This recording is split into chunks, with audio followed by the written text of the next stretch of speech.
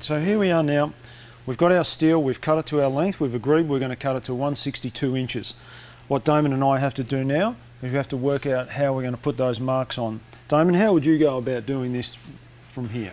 Well, from this point here, we've already cut our tube to 162 inches, and I would find my center point. So I'd be measuring off of the end of the pipe, and I'd come down and find my center point of 81 inches. And I put a mark on that.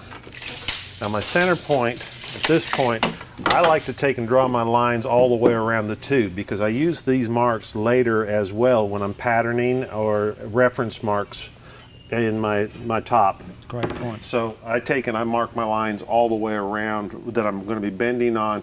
Also, when I make my first bend, I'll be seeing one side of the pipe. When I flip it over and see my second bend, I'll be on the other side of the pipe. So if I go ahead and I start off by bringing my lines all the way around, we can see it in all positions. Then I come off of the center line, 31 inches for my next bend. Great little tip there of the little clamp on the pole.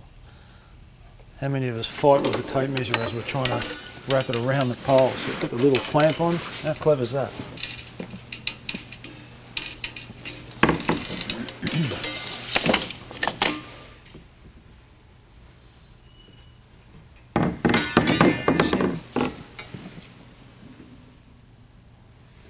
Now the next thing I'll do is that I'll look for where the weld is on the pipe. The pipe itself, most of the pipes are going to have a seam or a weld where it's gone down through it. So I'll take a flashlight out, and we've taken and we've marked on this one where the weld would be on the inside of the pipe.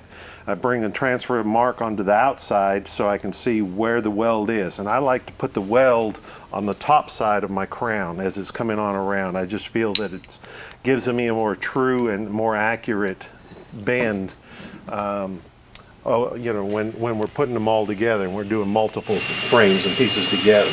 So I'll come back down on the end, determine where the weld is,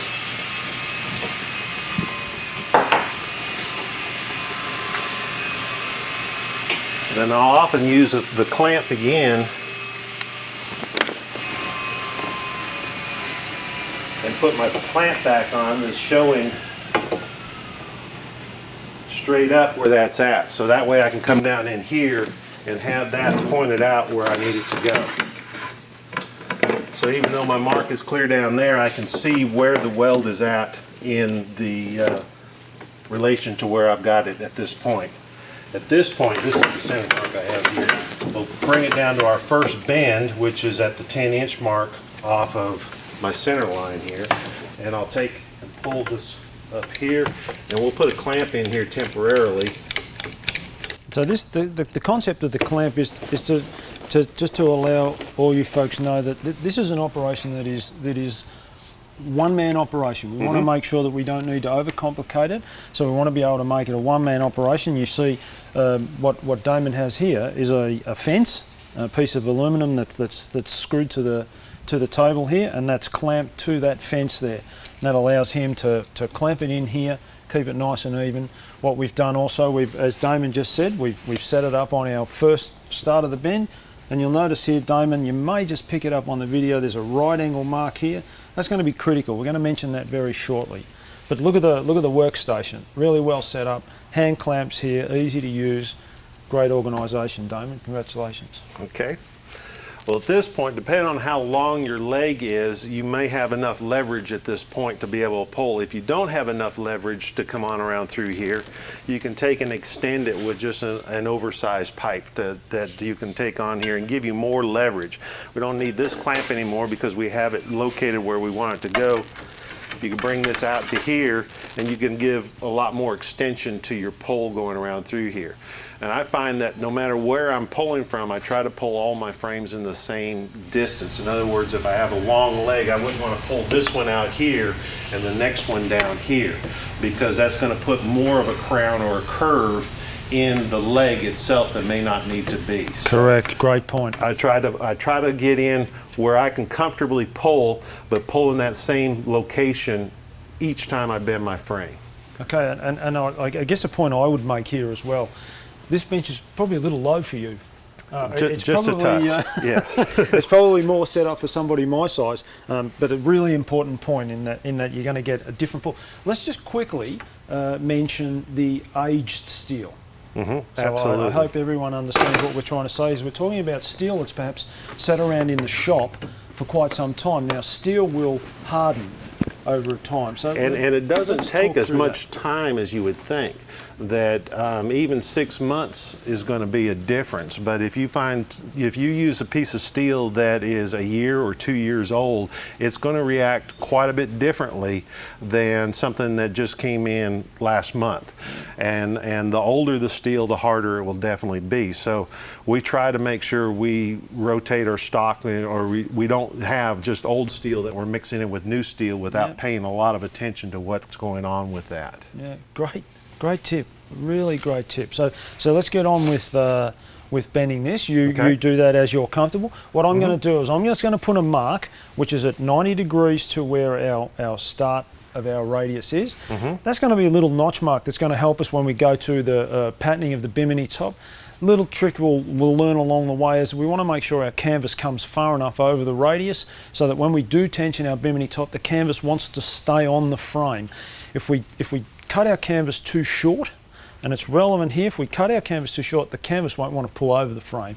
So this is a great guide for people. So we're going to have a notch mark at the start of the radius.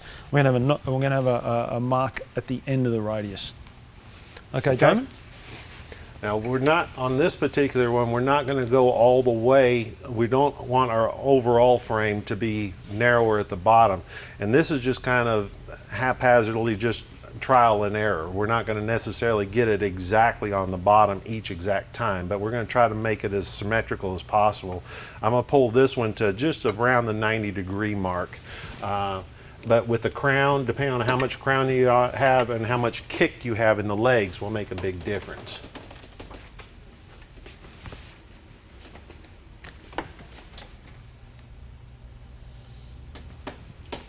Okay, so let's hold it there. So what we've achieved there is we're not at 90 degrees. I'm going to say we've let that flex back to about 110 degrees. Would you agree with that? And then that's what that's going to allow us to do. It's going to allow us to put that crown in, as Damon mentioned, and that's going to bring our mount width or our beam bottom back into what we're after.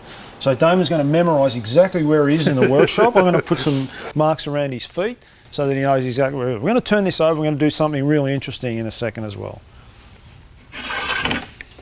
Release our clamp. Damon will take it out of the bender.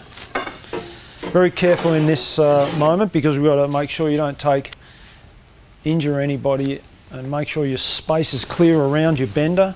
Obviously swinging a frame that could do some damage to someone. All right, now I've taken a cardboard tube just from my fabric, and I've taken and made a line on here of approximately, in fact this isn't the right tube here.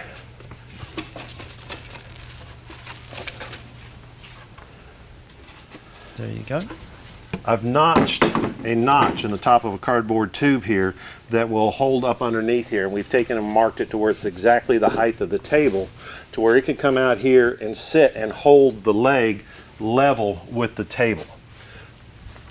Now that's very important, because the frame, you do not want to twist the frame. You need to keep it on an even plane, okay? Because when you're setting it up, you're going to distort the frame on the job, and you're going to get a twist that you won't be able to get out.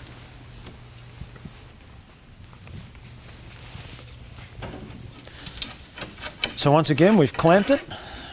We've now got our start bend mark in. We've got our prop, and we've got a one-man operation, and away you go.